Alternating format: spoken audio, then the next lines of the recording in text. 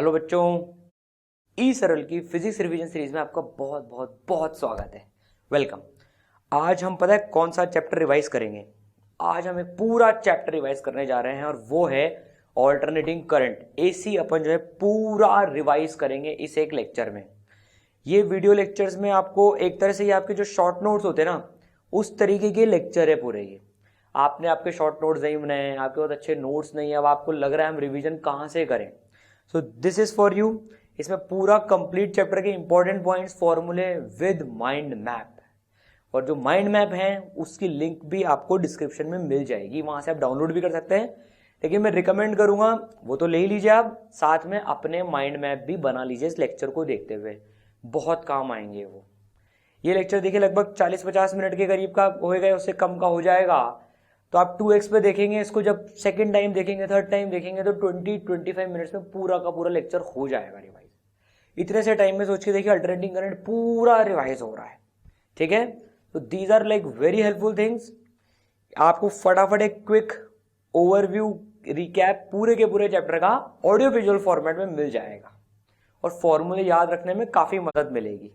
ठीक है, चलिए तो स्टार्ट करते हैं। ये अपना माइंड मैप। अब ऑल्टरनेटिंग करंट का थोड़ा सा बड़ा माइंड मैप बना है तो मैंने 2 पेजेस में लिया है। ये फर्स्ट पार्ट का है और ट्रांसफॉर्मर और एलसी ऑसिलेशन का दूसरे पार्ट में लेंगे। ठीक है, तो ऐसा कुछ आप माइंड मैप बना सकते हैं।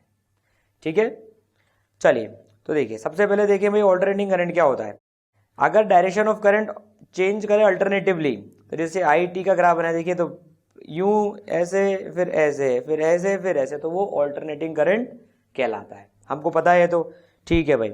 चलो अब देखते हैं, इस चैप्टर में काफी काम आती है एवरेज वैल्यू ऑफ फंक्शन। तो एवरेज वैल्यू क्या होती है, जैसे हम एवरेज निकालते हैं ना बचपन में, वैसे कंटिन्यूअस फंक्शन की देखिए integration Y D T by integration T, तो ये हो जाएगा integration Y D T upon total time, जिसके लिए एवरेज निकालना है। तो जैसे अगर हम देखें sine omega T plus five, sine का फंक्शन है, उसकी एवरेज वैल्यू 0 होती है, क्योंकि यार साइन देखो आधे टाइम पॉजिटिव आधे टाइम नेगेटिव रहता है। तो ओवर दी टाइम पीरियड देखें, लॉन्ग टाइम देखें, तो इसकी एवरेज वैल्यू 0 होती है। कॉस की भी 0 होती है। ठीक है, साइन स्क्वायर की 1/2 होती है, क्योंकि साइन स्क्वायर का ग्राफ तो फिर पॉजिटिव ही होता है, तो इसकी 1/2 होती है। कॉस स्क्वायर की 1/2 होती है। ठीक है, अब देखते हैं root mean square value, RMS value. ठीक है, तो देखो आरएमएस वैल्यू क्या होती है, रूट मीन स्क्वायर, पहले स्क्वायर करो फिर मीन लो फिर रूट लो। तो sine omega T plus five की आरएमएस वैल्यू 1/√2। देखो स्क्वायर कर रहा, एवरेज ली हाफ आई, रूट ली 1/√2। तो ध्यान रखना साइन के फंक्शन की आरएमएस वैल्यू 1/√2 होती है, बहुत काम आएगा। साइनोसोडल फंक्शन, कोसोसोडल, या ये भी साइनोसोडल ही है, ये 1/√2 होती है इसकी। ठीक, चलिए वेरी गुड। तो साइन की एवरेज वैल्यू 0, एवरेज वैल्यू पूछा मैंने, और आरएमएस वैल्यू 1/√2 याद रहेगी। चलिए अब प्योर रेजिस्टिव सर्किट देखते हैं। इसमें देखिए ये ऑल्टरनेटिंग वोल्टेज सोर्स लगा हुआ है, V not sine omega T.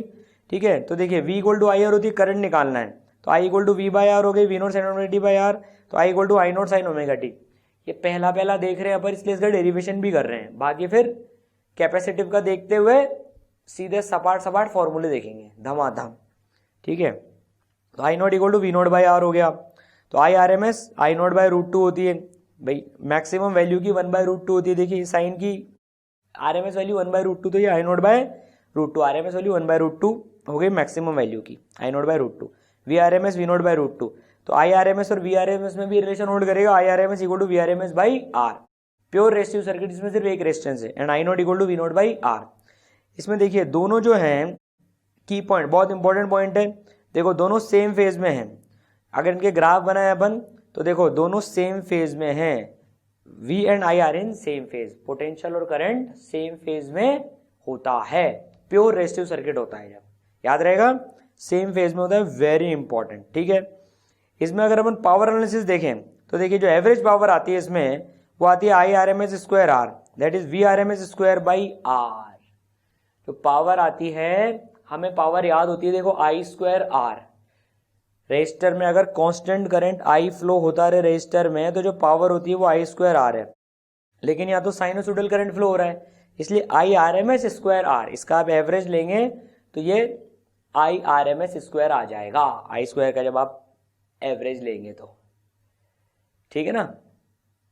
तो ये I R M S square R हो गया, ठीक है, याद रहेगा, I R M S square R और V R M S square by R. Power इसमें इतनी लॉस होती है, ठीक है। चलिए वेरी गुड। अब देखिए इंडिया में 220 वोल्ट आरएमएस वैल्यू होती है, हम कहते हैं ना 220 वोल्ट आ रही है, वो आरएमएस वैल्यू होती है वोल्टेज की, ठीक है। फ्रीक्वेंसी जो होती है वो 50 हर्ट्ज होती है, तो omega 2 pi F that is 100 pi omega होती है। जो साइन ओमेगा टी में ओमेगा कर रहे हैं ना, वो ओमेगा 100 पाई होती है इंडिया में, ठीक है। ये कभी कभार आ जाता है यार, इसलिए हमने पढ़ लिया इसको भी। अब देखो अगर हम प्योर कैपेसिटिव सर्किट देखें, सिर्फ एक कैपेसिटर लगा हुआ है, V not sine omega T का सोर्स है, आई करंट जा रहा है, तो देखो Q equal to C V होता है, तो Q जो इसमें जो Q डेवलप होगा चार्ज वो C V not sine omega t, वो भी साइनोसोडियली वेरी करेगा। तो I होता है d q by d t, solve कर लिया तो I आ गया I not sine omega T plus pi by 2। अब देखो वोल्टेज और करंट का सोर्स वो फेज अलग अलग हो गया, करंट पाई बाई 2 फेज आगे है, करंट पाई बाई 2 फेज आगे है, पढ़ेंगे अभी, ठीक है। आई नॉट को हम लिख सकते हैं सी वी नॉट ओमेगा, ये चीज हो गई आई नॉट। इसको एक अलग ढंग से लिखते हैं, वी बाई आर की फॉर्मेट थी तो इसको भी वी नॉट बाई समथिंग की फॉर्मेट में लिखते हैं, तो V not upon 1 by omega C, इसको बोल दिया एक्स सी। एक्स सी होता है कैपेसिटिव रिएक्टेंस, एक्स सी होता है कैपेसिटिव रिएक्टेंस, तो ये भी हो गया वी नॉट बाई एक्स सी, जहां पर एक्स सी की जो वैल्यू है वो है 1 बाई ओमेगा सी, इसका यूनिट तो ओम ही होता है, जैसे रेजिस्टर में होता है ना V I not equal to V not by R, यहाँ पर होता है V not by X C, same format से समझाया हमने। और एक्स सी की जो वैल्यू है 1 बाय ओमेगा सी है, वो याद है, चलो याद हो गई, वी नॉट बाय एक्स सी और एक्स सी की वैल्यू होती है 1 बाय ओमेगा सी, ठीक है भाई, चलो ठीक है ना।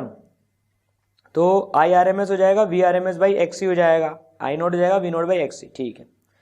इसमें अगर अपन देखें तो देखो v equal to V not sine omega t, I equal to I not sine omega T plus pi by 2, graph बना है। तो जो ग्राफ कुछ ऐसा बना, ये डॉटेड वाला पिंकिश कलर का ग्राफ करंट का है और व्हाइट वाला वोल्टेज का है। इसमें करंट लीड करता है, पाई बाई 2 से करंट लीड करता है।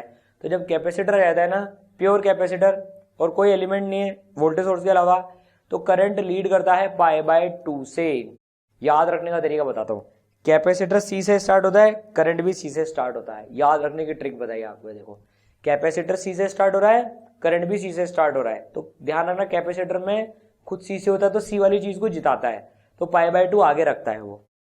सर ग्राफ देखकर कंफ्यूजन होता है, देखो इसमें कई बच्चों की ये डाउट रहता है कि सर ये ग्राफ देख के लग रहा है कि वोल्टेज आगे, अरे भाई ग्राफ से धोखा हो जा रहा है, इसमें देखने का नजरिया अलग हो रहा है। देखो जो चीज करंट अपनी मैक्सिमम पे t इक्वल टू 0 पे आ रहा है और वोल्टेज अपनी मैक्सिमम पे मान लो t इक्वल टू 1 पे आ रहा है, तो वोल्टेज तो यार 1 सेकेंड बाद मैक्सिमम हो रहा है, वोल्टेज तो 1 सेकेंड बाद मैक्सिमम हो रहा है, तो वोल्टेज तो समय के हिसाब से पीछे चल रहा है। यार मान लो मैंने आईफोन खरीद लिया, सपोज करो पहले आपसे, आपने मेरे से बाद में आईफोन खरीदा। अगर हम सोचें कि भाई कि तो आईफोन खरीदने में पीछे कौन हुआ, आप हुए ना पीछे, क्योंकि आपने तो मेरे से बाद हुआ, टेक्नोलॉजी मेरे पास पहले एडवांसमेंट में हो गई, आपके पास तो बाद में आई वो टेक्नोलॉजी, इसलिए तो इसके पास मैक्सिमम बाद में आ रहा है। देखो तो ये पिछड़ा हुआ है, तो इसको देखने का तरीका क्या है, इसको वैसे देख लिया करो कि भाई जो वोल्टेज जैसे इसमें आगे दिख रहा है ना दिखने में, तो वो एक्चुअली में पीछे है, तो करंट आगे होता है कैपेसिटिव सर्किट में, ठीक याद रहेगा। और एवरेज पावर 0 होती है कैपेसिटर में, क्योंकि क्या होता है आधे टाइम ये खुद एनर्जी लेता है और बाकी आधे टाइम फिर ये डिस्चार्ज भी होता है, तो आधे टाइम चार्ज होता है फिर डिस्चार्ज होता है, चार्ज डिस्चार्ज, तो एवरेज पावर ये 0 कंज्यूम करता है। मैथमेटिकली भी निकाल सकते हैं, लेकिन ध्यान रखना एवरेज पावर 0 होती है। चलो प्योर इंडक्टिव सर्किट देखते हैं, पहले एक एक एलिमेंट देख रहे हैं, इंडक्टर लग रहा है सिर्फ।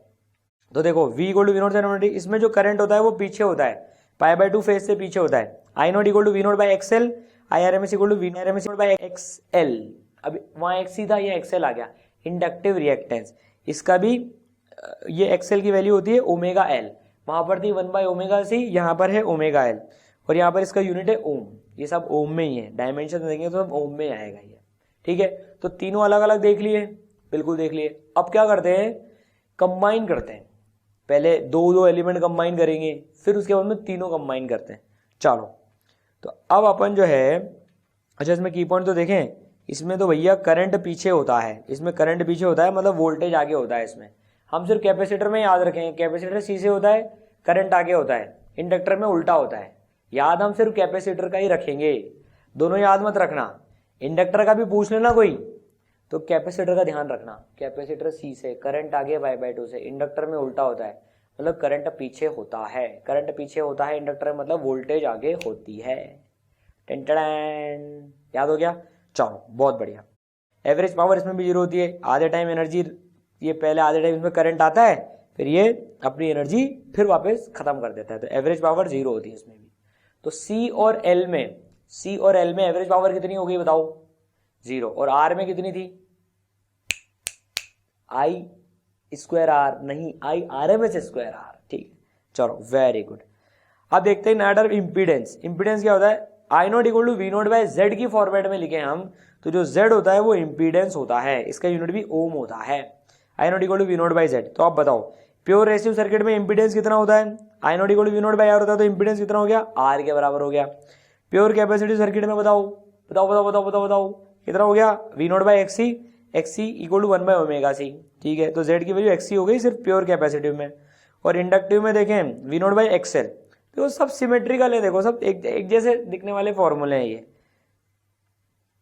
ये सब देखो एक जैसे फॉर्मूले दिखने, ये एक जैसे दिख रहे हैं। V not by X L, V not by X C, V not by R, और सब में I R M S equal to V R M S by Z का फॉर्मूला भी होल्ड करेगा। ठीक है, बड़े आगे ध्यान रहा।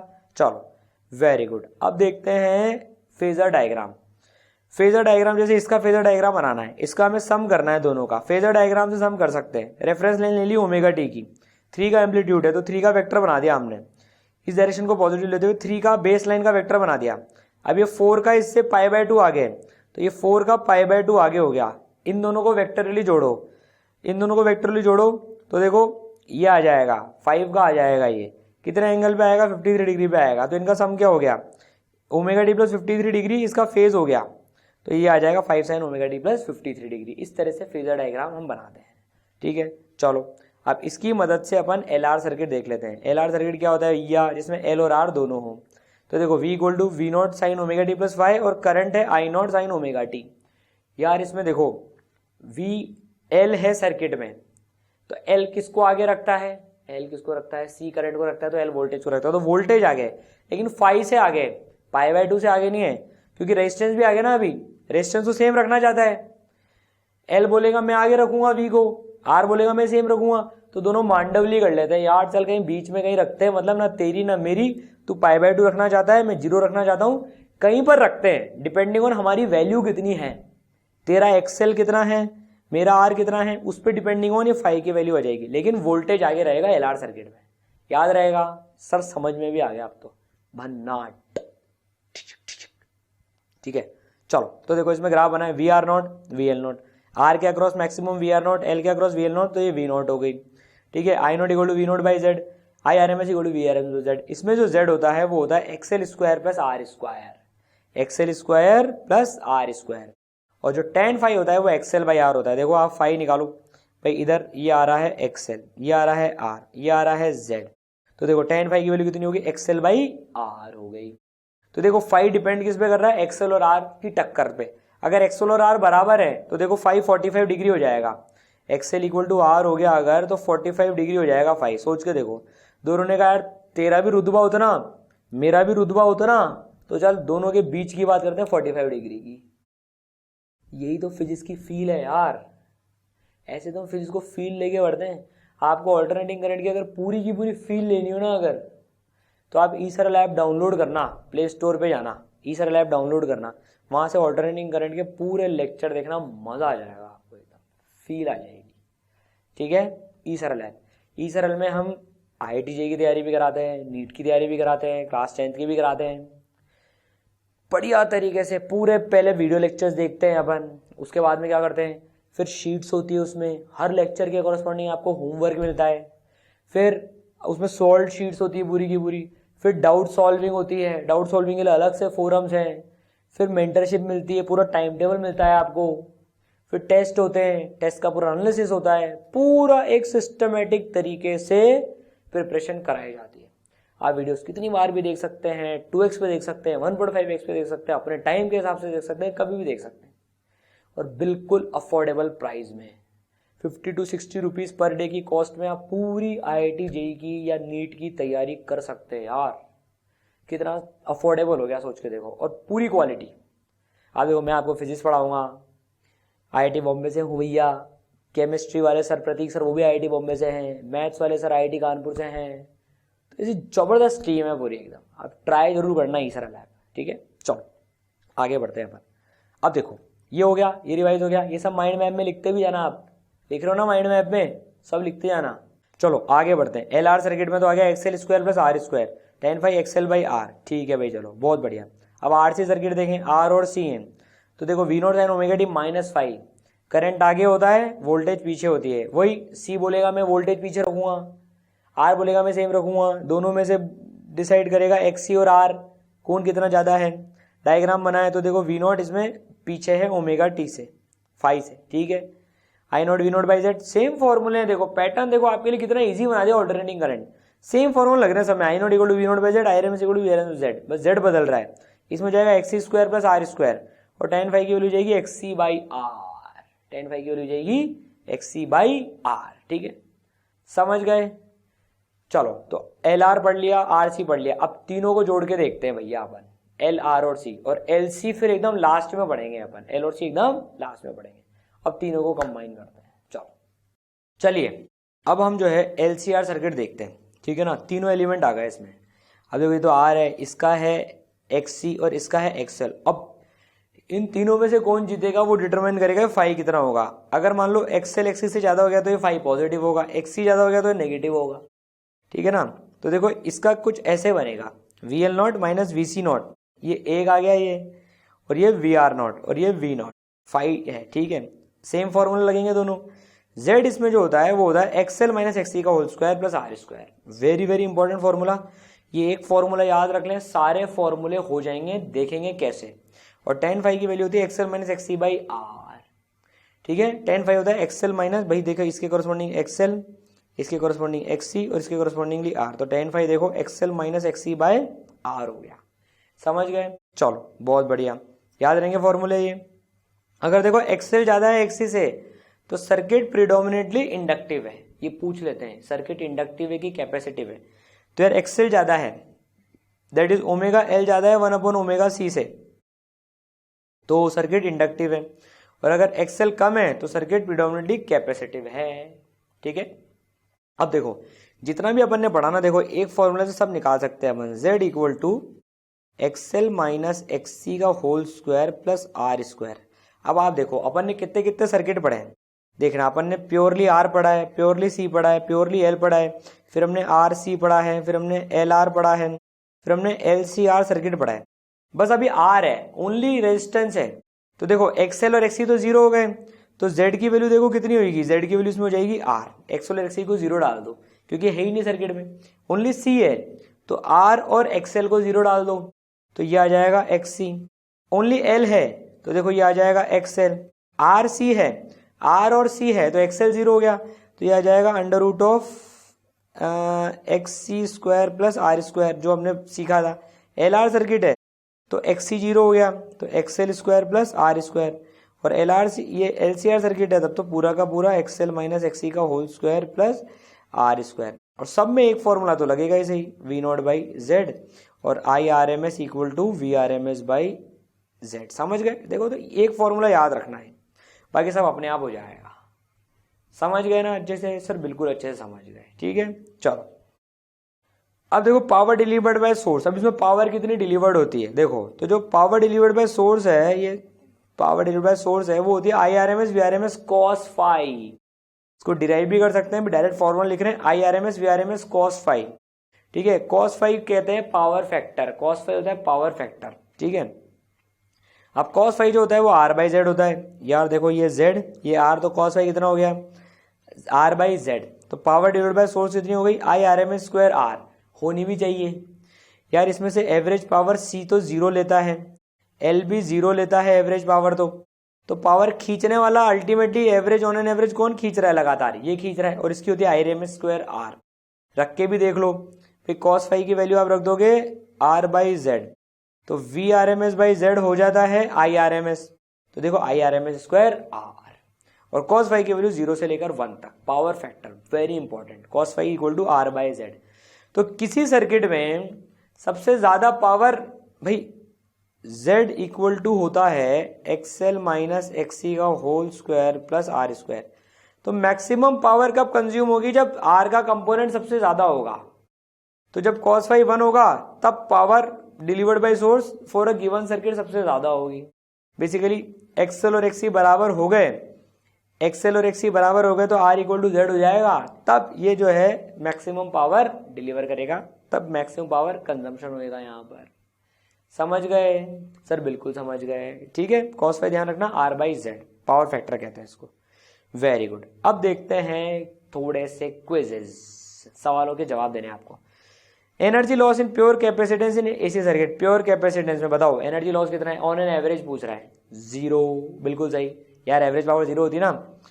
Power distribution pure inductive in AC circuit, pure AC circuit में एवरेज पूछ रहा है, बोलो 0। Power factor of LR circuit, LR circuit का पावर फैक्टर बताओ सर, पावर फैक्टर कितना होता है? पावर फैक्टर होता है, बोलो बोलो बोलो, cos phi equal to R by Z, Z कितना होता है? Under root R square plus X L square, ठीक है। समझ गए भाई? छोटा सा क्विज ले लिया आपका, याद है सवाल? बिल्कुल याद है। चलो अब देखते हैं अपन रेजोनेंस कंडीशन, बहुत इंपॉर्टेंट टॉपिक है। रेजोनेंस कंडीशन क्या होती है एलसीआर सर्किट में? देखो I not equal to V not by Z होता है, ये होता है, ठीक है ना। आई नॉट कब मैक्सिमम होगा? जब एक्सएल एक्सी के बराबर होगा। यार आई नॉट की वैल्यू मैक्सिमम कब होगी? एक्सएल जब एक्सी के बराबर होगा। इस कंडीशन को रेजोनेंस कंडीशन बोलते हैं। जब omega L equal to 1 upon omega C हो जाएगी, तो ओमेगा नॉट की वैल्यू कितनी हो जाएगी? 1 अपॉन रूट एल सी। भाई ओमेगा उधर जाएगा, omega square equal to 1 by L C, तो ओमेगा नॉट बोलते हैं इसको। ये जो है फ्रीक्वेंसी आ गई 1 upon 2 pi under root L C, omega not by 2 pi हो जाती है, तो ये रेजोनेंट फ्रीक्वेंसी कहलाती है। तो जब इस सर्किट की frequency 1 upon 2 pi root L C होगी, तब ये सर्किट रेजोनेंस में होगा, तब इसमें जो करंट की जो मैक्सिमम वैल्यू है वो सबसे ज्यादा होगी, पावर कंजम्पशन भी सबसे ज्यादा होगा। आर इक्वल टू जेड हो जाएगा रेजोनेंस कंडीशन पे। तो ध्यान रखना रेजोनेंस कंडीशन कब होती है? जब एक्सएल इक्वल टू एक्सी हो जाता है। किस ओमेगा नॉट पे? 1 बाय रूट एल सी। किस एफ नॉट पे? 1 upon 2 pi root L C पे। याद रहेगा और धमाधम याद रहेगा, ठीक है। माइंड मैप चल रहा है ना, साथ में बनाते रहना माइंड मैप, वीडियो को पॉज करना, माइंड मैप में ऐड करना, वीडियो को पॉज करना, माइंड मैप में ऐड, ठीक है। देखो तो ये होता है, ये होता है, ठीक है। ग्राफ बनाए इसका, अगर अपन आई नॉट वर्सेज ओमेगा का ग्राफ बनाए, आई नॉट वर्सेज ओमेगा का, तो ये ग्राफ होता है। मैक्सिमम वैल्यू कब आती है? ओमेगा नॉट पे आती है। इस साइड कैपेसिटिव सर्किट होता है जब एक्सी एक्सएल से ज्यादा होता है, ओमेगा ओमेगा नॉट से कम होता है। यार ओमेगा जब ओमेगा नॉट से कम होगी तो 1 बाय ओमेगा सी जीत जाएगा ना। दो चीजों की लड़ाई चल रही है, 1 बाय ओमेगा सी जीतेगा कि ओमेगा एल जीतेगा। ओमेगा कम होगा तो 1 बाय ओमेगा सी जीतेगा, ओमेगा ज्यादा होगा तो ओमेगा एल जीतेगा, और इस कंडीशन पे तो दोनों बराबर हैं, ठीक है। ये इंडक्टिव रहेगा यहाँ पर सर्किट, एक्सएल ज्यादा है एक्सी से, ओमेगा ज्यादा है ओमेगा नॉट से, ठीक है। और यहाँ पर तो दोनों बराबर हैं, समझ गए? यहाँ पर दोनों बराबर हैं। तो रेजोनेंस कंडीशन में देखो कुछ चीजें होती है, आई नॉट मैक्सिमम होगा, एक्सएल इक्वल टू एक्सी होगा, वेरी इंपॉर्टेंट ध्यान रखना, जेड इक्वल टू आर होगा, कॉस फाई की वैल्यू 1 होगी, पावर फैक्टर 1 हो जाता है, and omega not 1 by root L C होगी। ये सब आप अपने माइंड मैप में लिख लेना, समझ गए? याद रह गया? चलें आगे, चलो ठीक है। ये देखिए अब ये अगला माइंड मैप आ गया, ये ट्रांसफॉर्मर और एलसी ऑसिलेशन का माइंड मैप है। वेरी इंपॉर्टेंट टॉपिक्स, दोनों इंपॉर्टेंट है, ट्रांसफॉर्मर और एलसी ऑसिलेशन। चलिए रिवाइज करते हैं, ठीक है। ये भी आपको लिंक दी हुई डिस्क्रिप्शन में, वहां पर मिल जाएंगे। चलिए अब देखते हैं ट्रांसफॉर्मर्स, ठीक है ना। अच्छा ऐसे और वीडियोस के लिए ना चैनल को सब्सक्राइब करना मत भूलना। देखो अभी कर लो सब्सक्राइब, देखो बटन आ रहा है नीचे, आपका जो वीडियो प्ले हो रहा है वो नीचे सब्सक्राइब का बटन आ रहा है, तुरंत कर लो सब्सक्राइब, कोई भी अपडेट मिस नहीं होगा, ठीक है ना। कर लेना सब्सक्राइब। चलो अब देखो ट्रांसफॉर्मर क्या होता है? अल्टरनेटिंग वोल्टेज को एक वैल्यू से दूसरी वैल्यू पे चेंज करने में काम आता है, ठीक है ना। म्यूचुअल इंडक्टेंस का प्रिंसिपल यूज होता है इसमें, म्यूचुअल इंडक्शन का, ठीक है ना। देखो तो ट्रांसफॉर्मर में क्या होता है, कुछ ऐसा मामला होता है, ठीक है ना। प्राइमरी कॉइल एक साइड कॉइल लिपटी होती है, एनपी बोलते हैं इसको, एनपी नंबर ऑफ टर्न्स है इसमें। सेकेंडरी कॉइल है, इसमें एनएस नंबर ऑफ टर्न्स है। नंबर ऑफ टर्न्स से बहुत कुछ फर्क पड़ने वाला है, देखना अभी, ठीक है। यहाँ पर वीपी जो है वोल्टेज लगाइए और यहाँ पर वीएस आउटपुट मिल रहा है, ठीक है। तो देखो वीपी हो जाएगी minus N P d phi by d t, EMI में पढ़ चुके हैं अपन। वीएस हो जाएगी minus N S d phi by d t. Faraday law ही तो है, EMF is equal to rate of change of flux, 5 flux है, एनपी टर्न्स इसलिए एनपी से मल्टीप्लाइड है, ठीक है। अब देखो तो इन दोनों का रेशियो देखेंगे, दोनों में सेम फ्लक्स से लिंक्ड है, दोनों में सेम फ्लक्स लिंक्ड है। तो V S by V P equal to N S by N P, तो नंबर ऑफ टर्न्स के रेशियो में हमें वोल्टेज मिलेगी, वोल्टेज का रेशियो मिलेगा। तो V S by V P equal to N S by N P, ठीक है। अगर देखो एनएस ज्यादा हो गया एनपी से तो ये स्टेप अप ट्रांसफॉर्मर हो गया। अगर यहां पर सेकेंडरी कॉइल में नंबर ऑफ टर्न्स ज्यादा हो गए तो वोल्टेज बड़ी हुई मिली हमको, स्टेप अप ट्रांसफॉर्मर। और इसका उल्टा हुआ तो step down transformer, step up step down, step up step down. Step up में जिसमें वोल्टेज ज्यादा मिलती है, स्टेप डाउन इसमें वोल्टेज कम मिलती है। वेरी गुड, याद रहेगा, नंबर ऑफ टर्न्स के रेशियो में होता है। चलो अब देखें, करंट आई जा रहा है आईपी, इसमें करंट आईएस है। यार पावर तो सेम होगी, पावर होती है वीआई, पावर तो एनर्जी कंजर्वेशन से सेम होगी। तो V P into I P equal to V S into I N. तो I S by I P equal to V P by V S, inverse ratio में होगी, it will be N P by N S. तो current के inverse ratio में voltages होंगी basically, या current voltages के inverse ratio में होगा, ठीक है। याद हो गया ये भी। चलो अब देखो कुछ प्रॉब्लम्स आती हैं इसमें, कुछ कॉज, प्रॉब्लम के कॉज और उनके रेक्टिफिकेशन देखते हैं। इसमें क्या फ्लक्स लीकेज हो जाता है, गैप्स होते हैं ना, तो फ्लक्स लीकेज हो जाता है। फ्लक्स लीकेज, उसका तोड़ क्या है, एक ही जगह वाइंड कर दो, एक ही कोर में वाइंड कर दो तो फ्लक्स लीक नहीं होगा। तो इस तरह की डिजाइन भी काम में आती है, ठीक है। रेजिस्टेंस ऑफ वाइंडिंग, ये रेजिस्टेंस होती है, इसमें हीट लॉस हो जाता है, तो इसका तो सिंपल सा रेक्टिफिकेशन है, मोटे तार यूज कर लो, थिक वायर, जिससे रेजिस्टेंस कम हो जाए, ठीक है। और क्या क्या होते हैं लफड़े, एडी करंट्स आता है भैया, एडी करंट्स आते हैं इसमें। एडी करंट से क्योंकि फ्लक्स चेंज हो रहा है बार बार, एडी करंट्स आते हैं। तो इसका है लैमिनेटेड कोर यूज करो, ये पढ़ चुके हैं एडी करंट्स में अपन, लैमिनेटेड कोर। ध्यान रखना, ये कई बार आया था डायरेक्ट सवाल, एडी करंट्स को कम करने के लिए लैमिनेटेड कोर्स यूज करते हैं, लैमिनेट कर देते हैं, बीच बीच में काट के लैमिनेशन कर देते हैं ताकि कंटिन्यूस लूप नहीं बने, ठीक है ना। एक होता है हिस्टेरेसिस लॉस, हाँ मैग्नेटिज्म मैटर में पढ़ा था, हिस्टेरेसिस लॉस, अल्टरनेटिंग वोल्टेज है, हिस्टेरेसिस लॉस हो रहा है। तो क्या है, जिसका लो हिस्टेरेसिस लॉस है वो यूज करते हैं, तो पतली चिड़िया यूज करते हैं, पतली चिड़िया वाला जिसका कर्व आता है ना, जैसे पतली चिड़िया जिसकी कर्व आती है, पतली चिड़िया वाला यूज करते हैं इसमें हिस्टेरेसिस लॉस को कम करने के लिए। तो 4 पढ़ लिए, पहला क्या पढ़ा, फ्लक्स लीकेज होता है तो ये कर लिया। दूसरा क्या पढ़ा, रेजिस्टेंस का लॉस होता है, इसमें हीट लॉस होता है तो मोटे तार कर लिए। फिर तीसरा एडी करंट होता है तो भैया लैमिनेटेड कोर यूज कर लो। हिस्टेरेसिस लॉस है तो ऐसा मटेरियल यूज करो जिसका हिस्टेरेसिस लॉस कम हो, ठीक है। चलिए वेरी गुड, तो ये हमने ट्रांसफॉर्मर भी रिवाइज कर लिया। अब देखते हैं एलसी ऑसिलेशन। तो क्या होता है, एल और सी सर्किट होता है इसमें, ठीक है ना। जैसे इसको चार्ज दे दिया और इसमें करंट 0 है, तो ये चार्ज अभी इधर फ्लो होगा, फिर सेकेंड स्टेज आएगी तो क्या होएगा, इसमें चार्ज खत्म हो गया, इसमें करंट अब मैक्सिमम हो गया। फिर क्या होएगा, ये इसको उल्टी डायरेक्शन में चार्ज करेगा, ये इसको उल्टी डायरेक्शन में चार्ज करेगा, देखो। फिर क्या होएगा, उल्टी में चार्ज हो गया, फिर इसको ये उल्टा वापस करंट भेजेगा। फिर क्या होएगा, ये आई मैक्सिमम हो जाएगा, फिर वापस से ये सिचुएशन आ जाएगी करंट 0। तो बेसिकली क्या हो रहा है, पहले एल एनर्जी रख रहा है, सी 0 पे था, या सी पे रख रहा है, एल 0 पे था, फिर सी ने एल को दी, एल ने पूरी हथिया ली एनर्जी, फिर वापस सी को दी, फिर वापस एल के पास आ गई, फिर सी के पास, एल सी ऑसिलेशन, इसलिए इसका नाम है एल सी ऑसिलेशन, समझ गए, ठीक है। ये बिल्कुल वैसा होता है, स्प्रिंग ब्लॉक सिस्टम जैसा होता है। देखो स्प्रिंग ब्लॉक सिस्टम के सिमिलर काम करता है। देखो स्प्रिंग के पास में पोटेंशियल एनर्जी है और इस ब्लॉक के पास में काइनेटिक एनर्जी है। स्प्रिंग मतलब कैपेसिटर, होल्ड करके रख रहा है पोटेंशियल एनर्जी अपने पास में, और काइनेटिक एनर्जी मतलब काइनेटिक, देखो बहती हुई चीज, तो करंट, तो करंट की जो इसमें करंट के कारण से जो मैग्नेटिक एनर्जी है वो इसकी काइनेटिक एनर्जी। तो देखो यहाँ पर v = 0, यहाँ पर क्योंकि i = 0। फिर क्या होता है, थोड़ी देर में इसको छोड़ देंगे तो यहाँ पर क्या होता है, v मैक्सिमम हो जाती है, यहाँ पर देखो i मैक्सिमम हो गया। फिर क्या होगा, मैक्सिमम कंप्रेशन पे पहुंच जाएगा, v 0 हो गई, i 0 हो गया, फिर से मैक्सिमम पोटेंशियल एनर्जी, यहाँ कैपेसिटर मैक्सिमम एनर्जी। फिर क्या होएगा, वापस एनएलपी पे पहुंच जाएगा, वेलोसिटी मैक्सिमम हो जाएगी। तो बिल्कुल सिमिलर होता है स्प्रिंग ब्लॉक के एलसी ऑसिलेशन, ठीक है। अब कंपेयर कर लेते हैं, देखो दोनों को कंपेयर कर लेते हैं।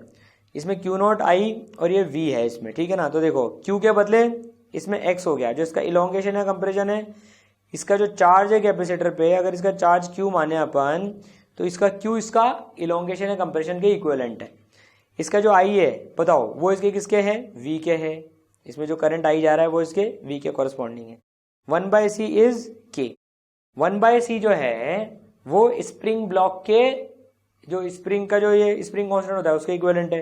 एल जो है वो एम के कॉरस्पॉन्डिंग है, ये एम हो गया, ठीक है ना। इलेक्ट्रिकल एनर्जी कितनी होती है, electrical energy Q square by two C. Capacitor में कितनी एनर्जी होती है, क्यू स्क्वायर बाय टू सी।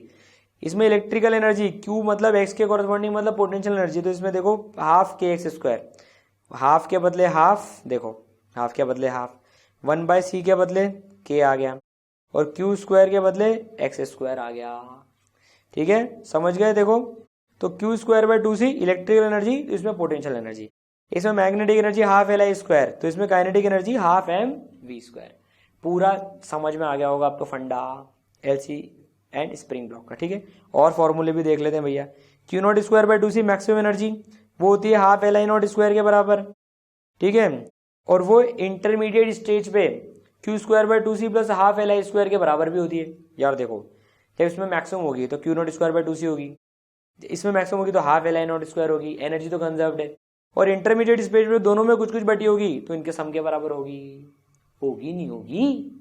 इस तरह से इसमें भी देखो आप हाफ के स्क्वायर, इसका एम्पलीट्यूड अगर ए है तो maximum potential energy equal to maximum kinetic energy equal to intermediate state. तो कई बार एनर्जी कंजर्वेशन के क्वेश्चन भी आ जाते हैं। आपको उसका पूरा लेक्चर देखना हो ना बढ़िया एकदम, तो आप ईसरल ऐप डाउनलोड करें, प्ले स्टोर पर मिल जाएगी। एलसी ऑसिलेशन का ही लेक्चर देख लें, पूरे लेक्चर जो है टॉपिक में बटे हुए हैं, एक बार आप जरूर एक्सप्लोर करना। देखो बहुत मेहनत से बनाई हुई है यहाँ पे, बहुत मेहनत लगी है, बहुत एनिमेशंस हैं, बहुत एक्सप्लेनेशंस हैं, मजा आ जाएगा एकदम। एलसी ऑसिलेशन पूरा लेक्चर देख लेना, ठीक है। ये आ गया समझ में, आगे बढ़े और फॉर्मूले देखते हैं। तो Q I L 1/c X V M के इन सबके कॉरस्पॉन्डिंग हो गया।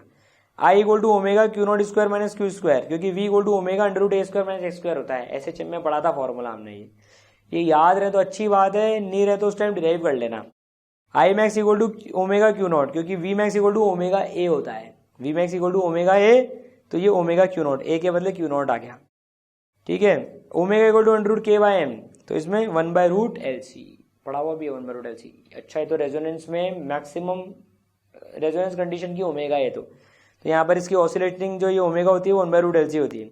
Time period 2/√m/k, time period 2/√LC, ठीक है, समझ गए, याद हो गया सर, बिल्कुल याद हो गया। तो एसी को देखो अपने लगभग 40 मिनट से भी कम में पूरा ऑल्टरनेटिंग करंट खत्म कर लिया। इसको छोड़ना मत, 2-3 बार देख लेना, सेकंड टाइम 2x पे देख लेना, थर्ड टाइम और तेरी स्पीड पे तो और तेरी स्पीड पे देख लेना, या सेकंड टाइम 1.5 पे देख लेना, थर्ड टाइम 2x पे देख लेना। कभी भी रैंडमली उठा लो यार इन वीडियोस को, तो यार आज मन नहीं हो रहा कुछ करने का, चलो ऑल्टरनेटिंग करंट का वीडियो उठा लिया, सुन लिया, कान में ईयरफोन लगाए, बस स्क्रीन पे देख रहे हैं, रिवाइज हो गया पूरा। 20 मिनट में यहाँ 2x की स्पीड पे पूरा रिवाइज हो जाएगा। और पता है आपको इसका फायदा पता है तब पता पड़ेगा जब आपको एग्जाम में ना, जब रिकॉल हो जाएंगे ना फॉर्मूले, जैसे जो मैंने पढ़ाया है, हमने पढ़ा है, तो आपको जब रिकॉल होंगे ना तो मजा आ जाएगा। तो ये लेक्चर्स आप बार बार देखें, 2 से 3 बार देख लेंगे ना सारे फॉर्मूले याद हो जाएंगे, ठीक है। घबराने की जरूरत नहीं है आपको। अल्टरनेटिंग करंट आपका वीक चैप्टर भी है, रिवाइज नहीं हो पाया है, वीडियो देखें तुरंत रिवाइज करें। लाइक एंड शेयर जरूर कीजिए, दोस्तों के साथ शेयर कीजिए, सबका फायदा हो, और सब्सक्राइब करें चैनल को। कर लिया ना सब्सक्राइब, चलो।